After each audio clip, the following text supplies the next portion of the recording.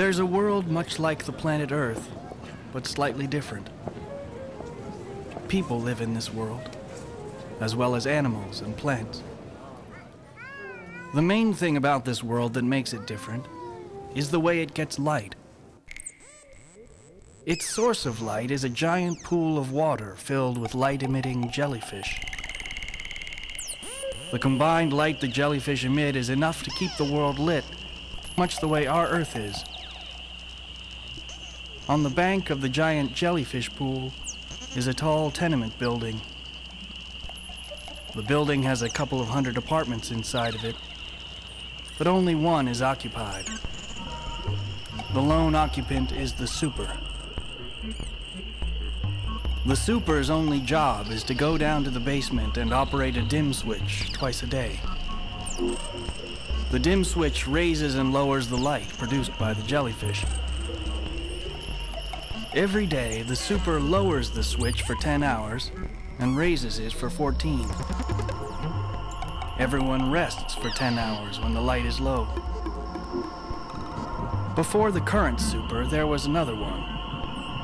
But he was old and wanted to retire, so he hired someone to take his place.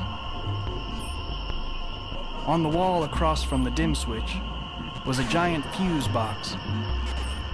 It took up the entire wall. When the super was being shown the dim switch for the first time, he asked the old super about the fuse box. The old super told him not to worry about it because he would never have to use it. There was even a small lock on it. So the old super moved out to an island in the middle of the jellyfish pool, and the new super went about his days cleaning up after himself and maintaining the dim switch. One day, for no reason at all, the jellyfish light completely shut off. Panicked, the super ran down into the basement trying to figure out what was wrong. He realized that a fuse must have blown, so he took a hammer and broke off the little lock that was on the door of the fuse box. Inside the fuse box were millions of incredibly tiny, unlabeled switches.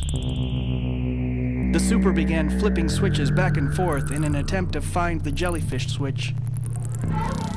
When he did this, different things that produce light started turning off and on. The fuse box had a switch for everything in the world that gave off light. This included fireflies, lava, and so on. Realizing how long it was going to take to find the jellyfish switch, the super hooked up a generator that powered a giant sun in the sky. He had always seen the generator sitting down there, and now he finally realized what it was for. It had a warning that said, "For temporary use only, the sun gets too hot." So the super fired up the sun and continued to flip switches back and forth.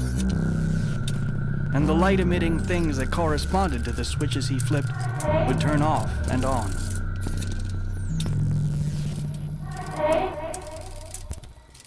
The sun was very bright and hot. The jellyfish lighting had been perfect. Everyone had been scared when the jellyfish turned off, so they were happy to have the sun on even though it was too intense. They went about their lives avoiding prolonged exposure to the sun and coming up with theories on why certain things that produce light suddenly turn off and on again. After 100 years of flipping switches, the super finally found the jellyfish switch. He powered down the sun and waited for the more pleasant glow of the jellyfish light. But it never came on. The jellyfish, and everything else, had been burned up and killed by the sun. That's how it is. Things you've been storing in the back of your mind suddenly turn loose when you're on the street. But this, it's incredible.